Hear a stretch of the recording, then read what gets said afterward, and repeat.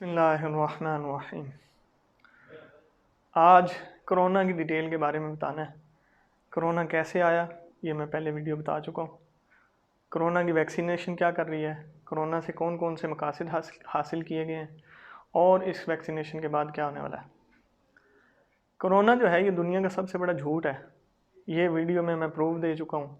American की बहुत सारी मूवीज़ हैं, बिल गेट्स की बहुत सारी स्पीचेज़ हैं, ये पहले से डिक्लेयर्ड था। और इसके दलाइल क्या हैं? पहली दलील तो ये, पहले दिन से ये 14 दिन की थ्योरी पे शुरू होने वाला झूठ 14 महीने से ज़्यादा हो गया, ख़त्म नहीं हो रहा। जितनी लोग दुनिया मानते गए उन्होंने उतना इसको तूल दिया।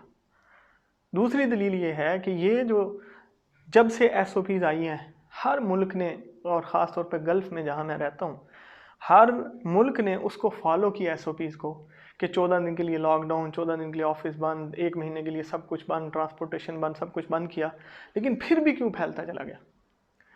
तीसरी दलील ये है कि जब ये पहले दिन से जब शुरू हुआ तो ये डॉक्टर्स और हेल्थ वालों के कंट्रोल में नहीं था, डायरेक्ट गवर्नमेंट के ज़रिए से कंट्रोल हुआ, पुलिस के ज़रिए से और गवर्नमेंट जो ऑफिशियल्स हैं उनके ज़रिए से कंट्रोल हुआ। हेल्थ वालों को खुद भी पता नहीं था।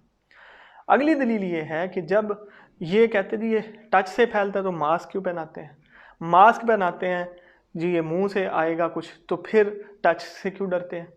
मसाजिद जो हैं 14 महीने से बंद हैं, जुमे नहीं हो रहे वहाँ पे, और 3 ईदें गुजर चुकी, 3 ईदें नहीं हुई। मुसलमान होने के बावजूद हम इतना डर गए कि हमने मसाजिद में अल्लाह का नाम लेना छोड़ दिया और मसाजिद में से जुमे और ईदें निकाल दी। पूरी दुनिया के सारे काम हो रहे हैं लेकिन मसाजिद जो है ना वो बंद हो चुकी हैं।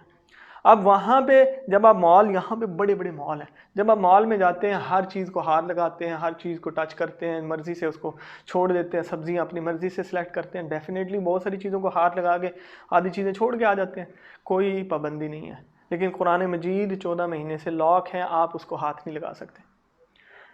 अब मुसलमान जो है उसको तो नबी सल्लल्लाहु अलैहि वसल्लम ने बताया था कि फितने आने वाले हैं, दज्जाल का फितना तो बड़ा सख्त आने वाला है, उसके पास तो जो है वो ताकत होगी ज़िंदगी और मौत की। तो फिर हमारा मुसलमानों का क्या हाल होगा।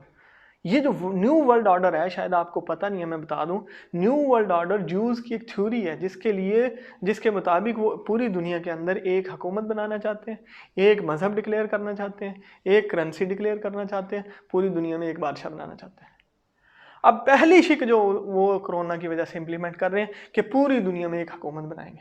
आप देख लें, हमारा जो है वो गल्फ़ का पाकिस्तान से कोई हुकूमती वो जो है ना पॉलिसी नहीं मैच करती, इंडिया की नहीं करती, यूरोप की नहीं करेगी, लेकिन कोरोना के मामले में सारी दुनिया को एक ही थ्योरी पे लगा दिया।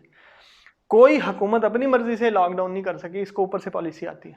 कोई हुकूमत ने अपने हेल्थ सेक्टर से, अपने एक्सपर्ट्स जो थे हेल्थ के डॉक्टर से, उनसे राय लेके लॉकडाउन और मास्क और इन चीज़ों को लाजमी करार नहीं दिया, बल्कि ऊपर से ऑर्डर आया और उन्होंने कहा जी इंप्लीमेंट करो, हम मजबूर हैं, हमें ये करना पड़ेगा, तो उन्होंने इंप्लीमेंट किया। आखिर ये ऊपर वाली हुकूमतें क्या है, WHO का तो सरबराह यहूदी है, तो उनकी तो प्लानिंग ही यही है कि भाई सारी दुनिया को हमने कंट्रोल करना है। अब जो अगला स्टेप आने वाला है, इस कोरोना के बेस पे बहुत सारी थ्योरीज जो हैं वो जनरेट हो चुकी हैं। एक हुकूमत की थ्योरी तो इम्प्लीमेंट होगी, पूरी दुनिया का कंट्रोल एक के पास चला गया। अब WHO के ज़रिए, ये है तो हेल्थ ऑर्गेनाइजेशन, लेकिन इसके ज़रिए से पूरी दुनिया में एक हुकूमत इम्प्लीमेंट हो गई है। UN भी उसका साथ और WHO भी ये उनके साथ ही है। अब इन्होंने जो है वो बेनिफिट क्या हासिल किया, सबसे पहले 1.5 साल के अंदर जो मुसलमानों की प्रोडक्ट थी ऑयल, उसको जो है उन्होंने बिल्कुल नेस्तनाबूद कर दिया। हर ट्रांसपोर्टेशन बंद, हर प्लेन बंद, पूरे दुनिया के सफ़र बंद। तो ये पेट्रोल पूरी दुनिया में मुसलमान का जा रहा था, ये इसकी वैल्यू डाउन से डाउन होती चली गई, ख़त्म होता गया। इसके मुकाबले में लॉकडाउन में लोग बैठ के घरों के अंदर और उन्होंने यूज़ करना शुरू कर दिया मोबाइल और इंटरनेट, यूट्यूब, फेसबुक, व्हाट्सएप। अब ये सारी की सारी प्रोडक्ट उनकी हैं, उनको बेनिफिट होता चला गया। मैंने एनालिसिस पढ़ा कि जो टेलीकम्युनिकेशन, जो इंटरनेट प्रोवाइडर सर्विसेज हैं और वो कंपनीज हैं, उन्होंने 3-3 साल का प्रॉफिट कमा लिया, 5-5 साल का प्रॉफिट वो पहले से कमा चुके हैं। इस 1 साल 1.5 साल के अंदर 5-5 साल का प्रॉफिट कमा लिया उन्होंने। इतना इंटरनेट का यूज़ हुआ, एजुकेशन भी आपके ऑनलाइन हो गई, आपके सारे के सारे सिस्टम ऑनलाइन हो गए।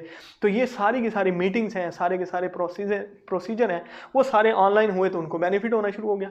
अब हमारे पास क्या रहा, हमारा पेट्रोल भी ख़त्म हो गया और मुसलमान की कोई प्रोडक्ट नहीं है। अब थ्योरी दर थ्योरी उनके पास चली जा रही है। अगला जो बेनिफिट वो ले रहे हैं वो ये कर रहे हैं कि आपका थ्योरी दे रहे हैं कैशलेस सोसाइटी, कैश यूज़ नहीं करना, टच सिस्टम है, उससे आप को बीमारी लग जाएगी। अब वो कैशलेस सोसाइटी क्या करेगी, आपका जो कैश है ना वो आपका कंट्रोल ख़त्म हो जाएगा, सब चीज़ें आप मोबाइल पे ट्रांजैक्शन करेंगे और मोबाइल का यूँ वो जो एटीएम कार्ड है उसको यूँ आप स्कैन करेंगे और आपकी ट्रांजैक्शन हो जाएगी।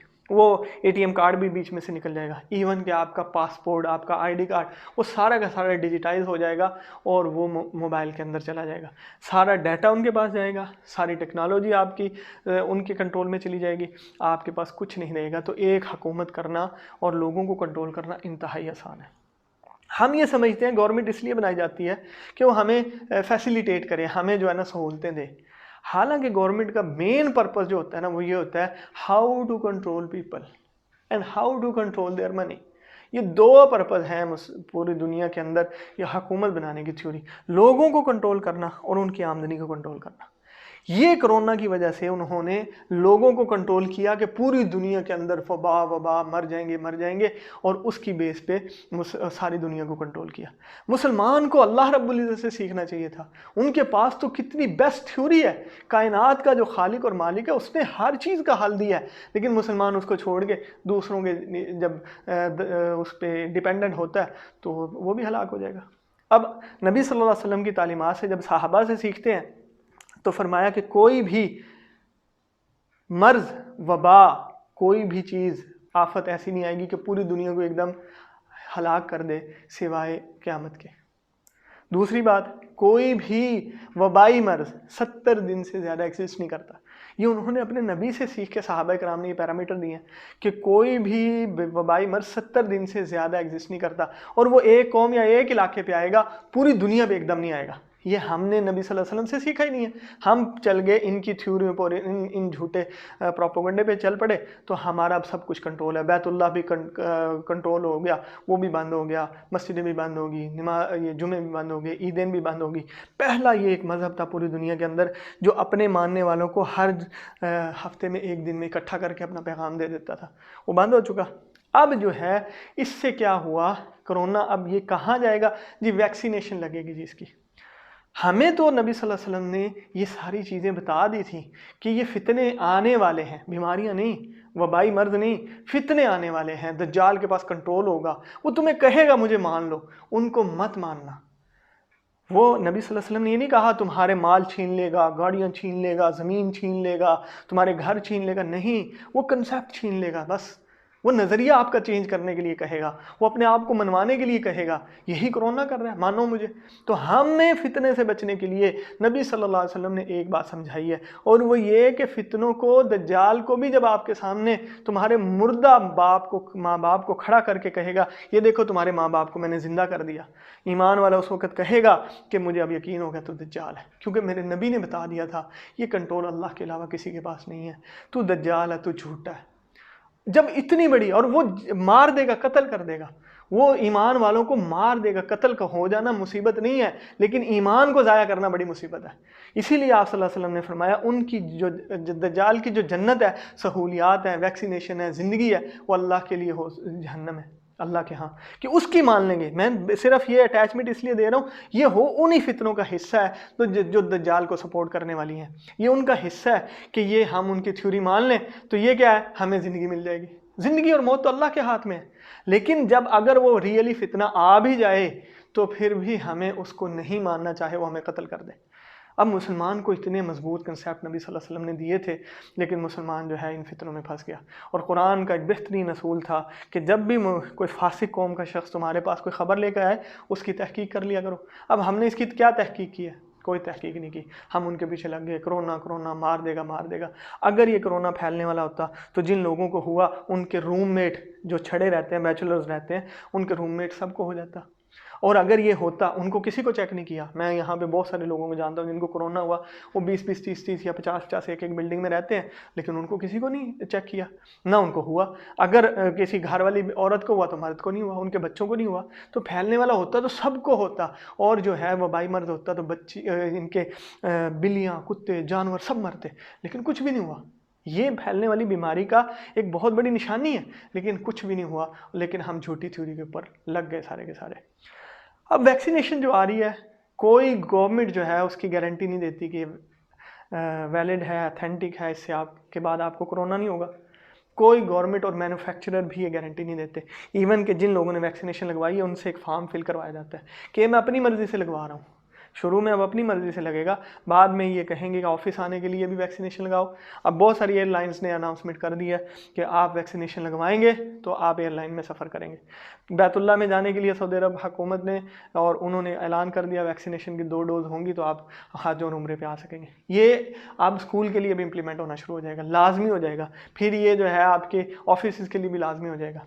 अब जो थ्योरी नई एक शोशा छोड़ रहे हैं जी 2 साल बाद ये लोग मर जाएंगे, और ये भी अमेरिकन किसी साइंटिस्ट ने छोड़ा कि 2 साल बाद वैक्सीनेटेड पीपल जो है मर जाएंगे, तो फिर जो है एक नया फितना पैदा हो जाएगा। सब कुछ है, लेकिन हम जो अल्लाह को छोड़ के जब गैरों की थ्योरी पे चलेंगे तो परेशान होंगे, और जो है ना वो नमाज़ें छोड़ के, कुरान छोड़ के फिर मरेंगे। लेकिन मैं ये चाहता हूँ कि हम अल्लाह को मानते मानते, उसकी मानते मानते, नमाज़ें पढ़ते पढ़ते मर जाएं तो वो कामयाबी है। तो इसलिए ये झूठे प्रोपेगेंडे के ऊपर मत आए। वैक्सीनेशन आपको ये कोई गारंटी नहीं दे रहा कि इसके बाद जो है कोरोना नहीं फैलेगा।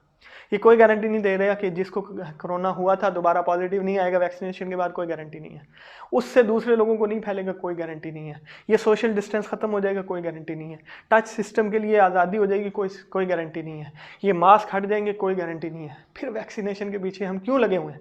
तो इसके लिए वही बेहतरीन प्लेटफॉर्म है कि गवर्नमेंट हमें गारंटी दे, मैन्युफैक्चरर गारंटी दे, तो और उसके बाद हमें खौफ ना हो, हम अल्लाह पर यकीन करें, अल्लाह पर भरोसा करें और इसका बाइकाट करें कि नहीं ये झूठी थ्योरी है, किसी को ऐसा नहीं हुआ।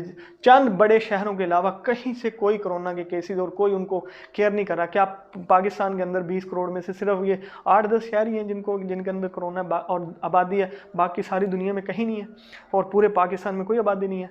तो इसलिए ये सारा का सारा प्रोपेगेंडा है। अल्लाह पर तवक्कल करें, अल्लाह पर भरोसा करें। वैक्सीनेशन का जब तक आप बाइकाट नहीं करेंगे, इन फितनों के खिलाफ लड़ेंगे नहीं, ना तो अकीदा बचेगा ना जान बचेगा।